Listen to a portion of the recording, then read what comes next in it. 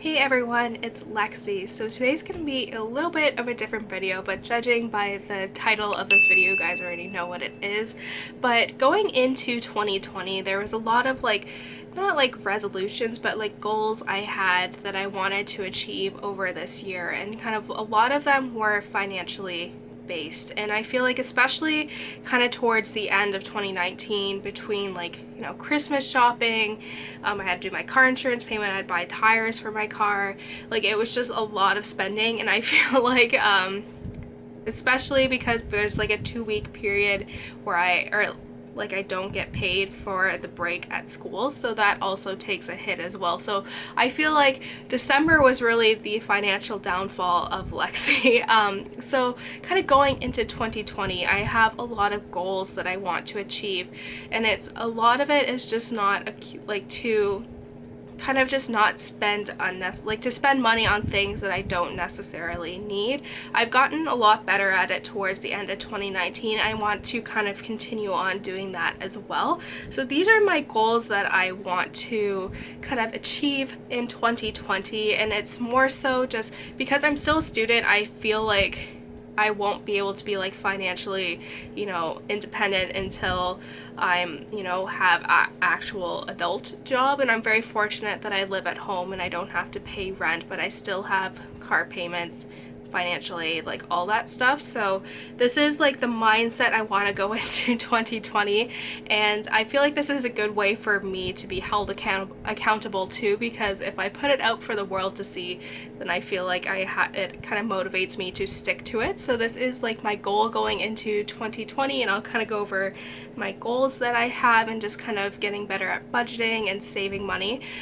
So yeah, without further ado, let's get started. So starting out, this is one that I think is important that everyone should have, and it is to keep, so if you see me looking down, I have my kind of writing things, and my little notebook that I was trying to keep everything organized. But basically my first goal is to keep at least $1,000 in a saving account for emergencies, and I think this is important that everyone needs to have, and you don't touch that $1,000 unless it's very dire. And I think that's a really good way of just kind of having something to fall back on in case there's an emergency, something with my car or whatever. You never know what's going to happen, and I think it's important to kind of have that just in case. And that's what I always like to keep in my saving account, at least $1,000, and then I should I feel a little bit better. But I think that is a very important goal, and I think that's something everyone should kind of keep as well. And this kind of ties in with the first one, but it's to not draw money from my savings account unless it's absolutely necessary.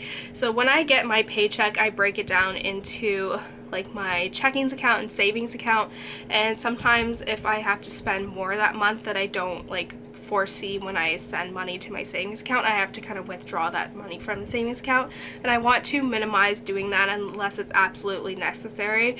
So that's kind of my goal, to kind of stop doing that, and so it kind of forces me not to spend money on things that I don't necessarily need, and that's also kind of very important as well. And this also ties in, but don't spend more than the remaining bi-weekly checking amount that I leave myself. So when I get I do 500, so this is I get $828 every 2 weeks. So I do 500 for my car, and then I do 200 in savings and 128 in checkings, and I don't want to spend more than the $128 that I allot myself for those 2 weeks. That is either for gas money, if I'm running out and I need to eat something when I'm at school, those things. So I don't want to spend more than with that $128 that I allot myself for the 2 weeks. I want to finish paying off my car this year, and that is part of the reason why I haven't been able to kind of be financially sound within these the few months, is because I have been spending $1,000 a month on my car, which is basically almost all of my income. So that has been part of it too, but getting that car out of the way will really help me. I feel like that will just kind of lessen the load, and I've been looking into kind of financial budgeting tips, and they say pay off this the the debt essentially, or the loans that are the lowest amount, and that is the lowest amount. So I have $9,000 left on my car, and I still have $40,000 for my student loan. So once I get the car out of the way, all that money that is going into my car can then be like kind of moved over to the financial aid stuff. And so that is kind of my goal, to finish the car by 2020. Like that will be like, I'll have to have like a little mini party because it feels really good. I bought the car, it was a used car in May 2018, and I had the 60-month lease, and so if I can pay it off early, I'm also spending less money than I in like the long run essentially. So that has been my goal. I want to do that as well. And also the other one I want to do, the next goal, is to minimize online shopping. I've gotten a lot better actually, but I think part of it is like I buy things online that I don't necessarily need, and it's because I'm bored. I think I just kind of do that when I'm bored. It's just like some random things that I don't really need, and I've been really good at minimizing that. For like books, I know like which ones I'll be like, okay, this is the next one in the series, so it's okay if I get that, or I'll hold off on that until I can find it at half price books for a cheaper price. So I've been doing better at that and minimizing my online shopping, but that is key, and that is the reason why I sometimes have to pull from savings for something like my savings account to have enough money to pay it off. So you can see how a lot of these are interconnected. So I'm doing a lot better actually. I haven't bought anything on Amazon at all this year so far, even though we are, let's see, 8 days into it. So I'm doing really good.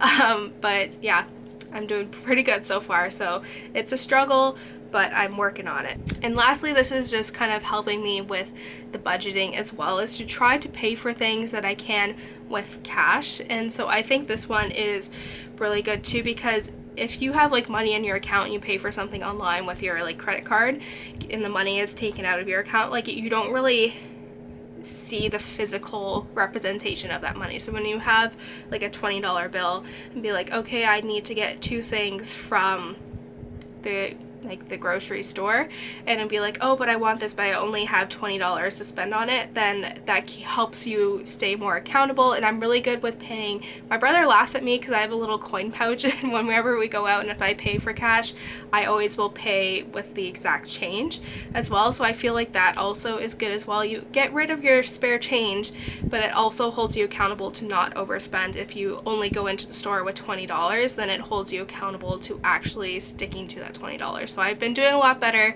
and I kind of want to keep up this momentum because I feel like I've been doing pretty good so far, even though we're 8 days into the new year, but I'm doing pretty good so far. So that's kind of it, guys. I kind of wanted to talk about this because a lot of the videos have been coming out like worst purchases I made in my 20s, like things I wish I knew like financially within my 20s, and I feel like I had like the freedom of like, oh my goodness, I have money to spend, and then now it's like, okay, I need to like buckle down and start saving and not spending things that I don't need. And I feel like those are habits that you kind of have to develop into your 20s so that by the time you have a house, like you're not kind of being too crazy. So I will be kind of doing like monthly updates to kind of show you guys how I'm going, but I think this is something that is good to kind of challenge yourself with, especially when I'm 25 now, so by the time I graduate, hopefully in 2022, like